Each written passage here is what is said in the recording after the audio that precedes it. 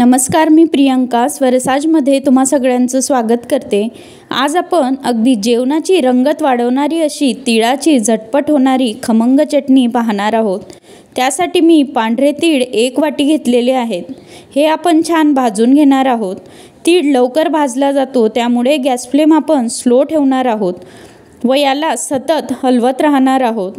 तुम्ही पाहू शकता तसं मी परतवून घेणार आहे। अगदी 1 ते 2 मिनिटांनंतर तीळ फुटायला सुरुवात होते व तिळीचा आवाज यायला लागतो। तुम्ही ऐकू शकतात। असा आवाज तीळचा यायला लागला की गॅस फ्लेम बंद करा व तीळ आपण एका प्लेटमध्ये काढून घेणार आहोत, जेणेकरून ती लवकर थंड होईल। त्यात आता 8-10 लसूणच्या पाकळ्या, त्यानंतर चवीनुसार मीठ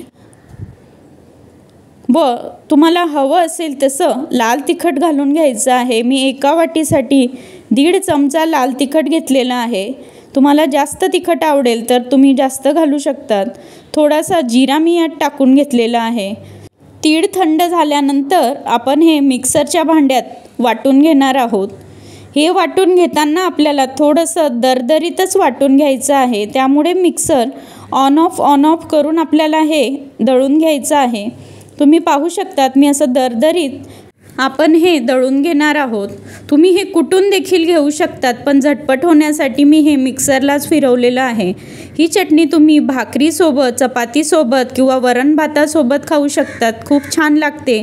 तर तुम्ही देखील ही रेसिपी बनवून बघा, कशी झाली मला कमेंटमधून कळवा आणि स्वरसाजला सबस्क्राईब करायला विसरू नका। धन्यवाद।